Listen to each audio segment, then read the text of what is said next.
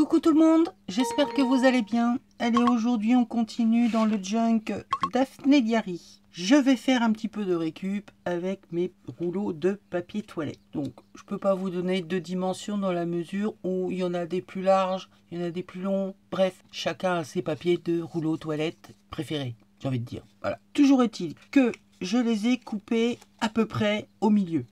Sur chaque, je suis en train de faire une petite encoche à l'aide d'une petite perfo ronde. Donc je la glisse dedans.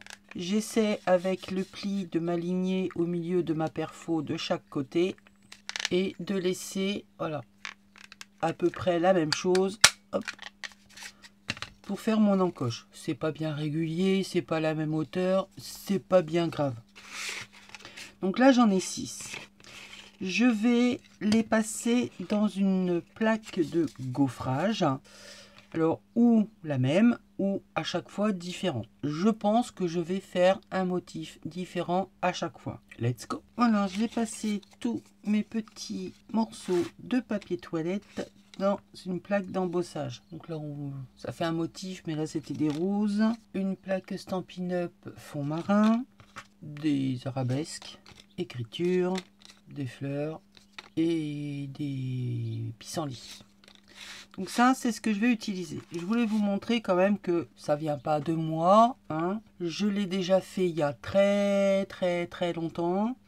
Il me semble, dans ma petite mémoire de piaf, que c'était un tuto qu'avait présenté Pamela de la chaîne The Pepper Hot Post. Au départ, il me semble qu'elle avait fait sur ce genre de choses. Donc des petites pochettes qu'elle avait cousues. Toujours le même principe, venir faire une encoche et donc à l'intérieur un tag. Mis de telle façon à ce que voilà, ça nous décore une page. Donc ça, je l'avais fait il y a longtemps. Je l'avais refait une autre fois pour lorsque je participais. Je ne sais pas si vous avez connu ou si vous découvrez au moment où je vais vous en parler. Avec Kat de la chaîne Kat, C-A-T-T-T. On faisait un challenge tous les mois. Ça s'appelait le YouTube Hop. C'était super sympa. On avait un petit groupe de foldingues qui, les dingos du scrap. On avait un thème, on avait une couleur, on avait des règles à respecter et on devait chacune, avec notre façon de scraper, notre personnalité, d'imaginer ce thème, cette façon d'aborder la chose. Donc moi voilà, je ne sais plus ce que c'était exactement le thème de celui-là. Toujours est-il que j'avais récupéré, là c'est les rouleaux de papier toilette, j'avais récupéré tout simplement les sachets de chocolat bien connus à la menthe et au chocolat noir. J'adore.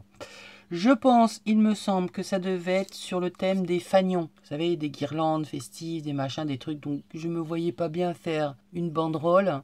Donc j'en avais fait imitation banderole parce que j'ai passé plusieurs fils et j'y attachais dessus les petits fanions. Mais j'en ai pas fait une grande banderole. Donc c'était pour vous montrer, voilà, je vous mens pas, c'était au 2020. Et celui-là était déjà bien avant.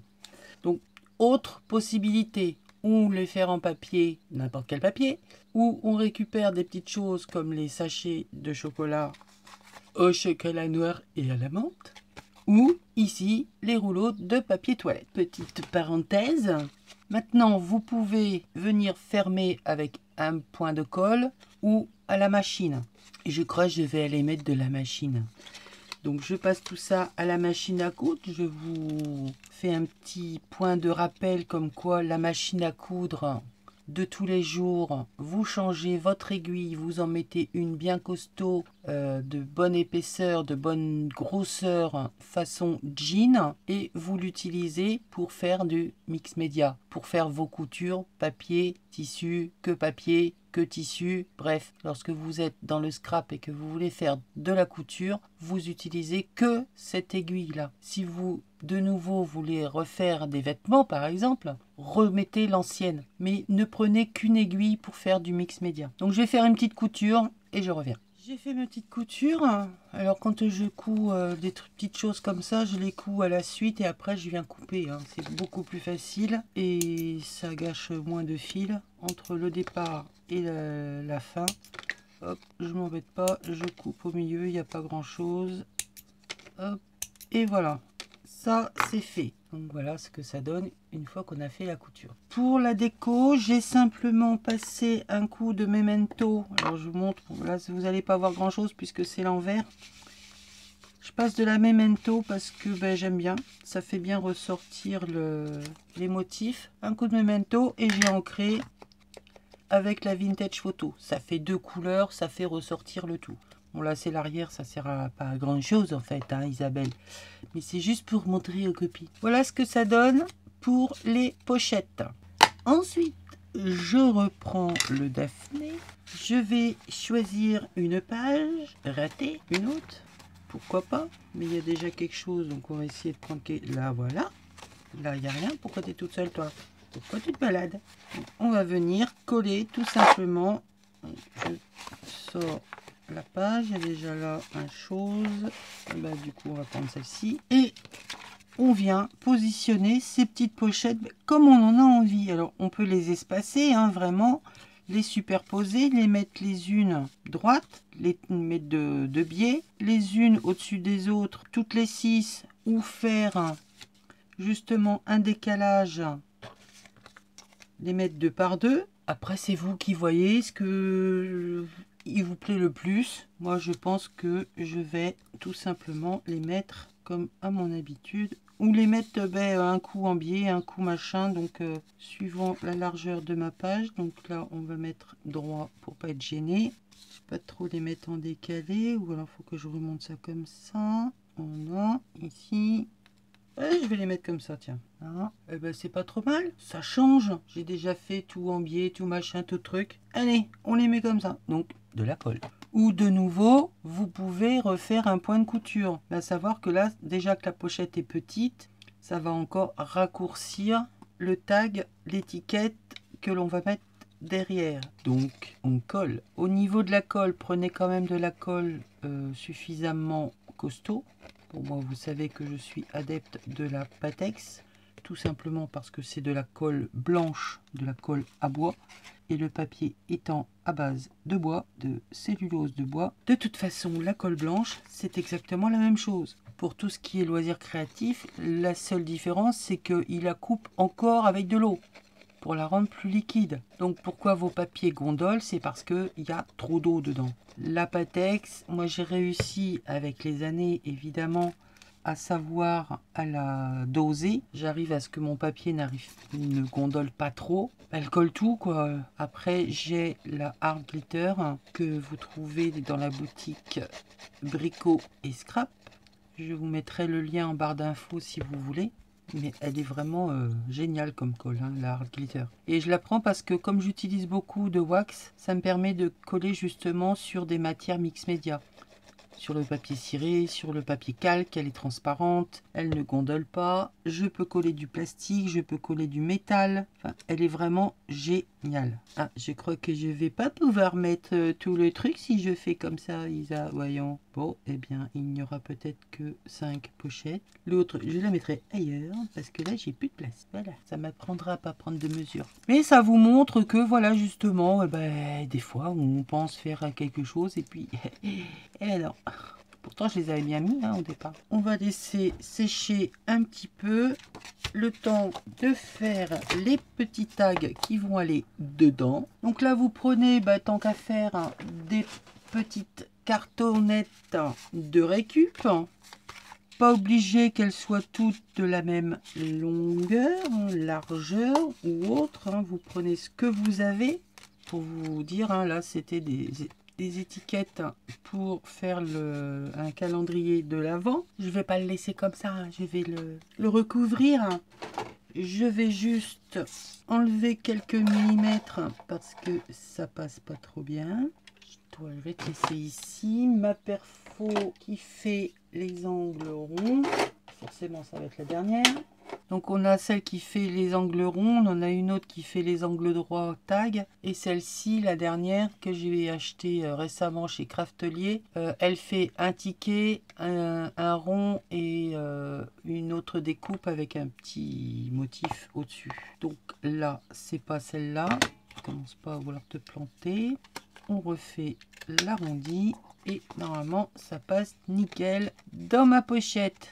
Impeccable. Donc là, ça m'en fait déjà 2. Un petit coup d'arrondi. Et ça m'en fait 3. Et bien, en voilà encore une. Alors, qu'est-ce que je vais prendre? Ça, c'est pour ma couverture. Ah bon, on va bien réussir à trouver des petites choses sympathiques, notamment bah là, l'image, là, par exemple. Allez, on va essayer de trouver des petits motifs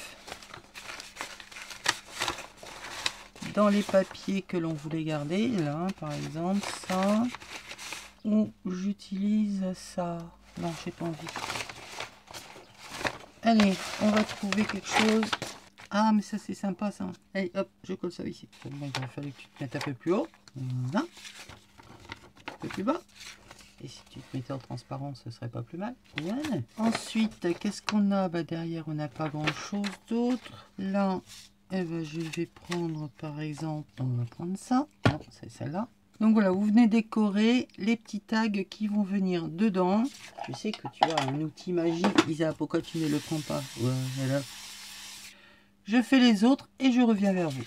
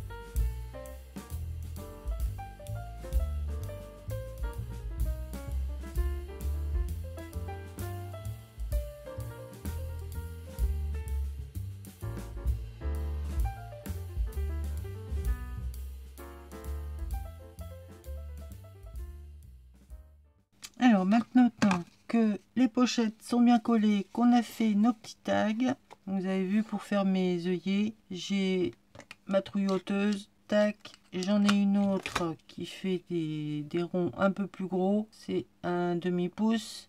Ça me va très bien. Il en existe des machines qui font directement les œillets, mais je les aime pas du tout parce que je ne vois pas où je fais mes perforations. Et quand on a un tout petit bout de papier et qu'on veut essayer de caser les choses, et ben on peut pas parce que on sait pas où on est sur le papier. Bref, je préfère ceci. Sont mis les œillets, aussi le bout de ficelle. Et bien maintenant, nous n'avons plus qu'à venir décorer, mettre les petits tags à l'intérieur.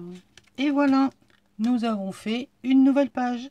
Alors, rien ne vous empêche de venir mettre un tampon de fond pour venir décorer votre base de page. Bon, j'espère que ça va pas être trop. Et si je mettais un plus petit? Ouais, ben voilà.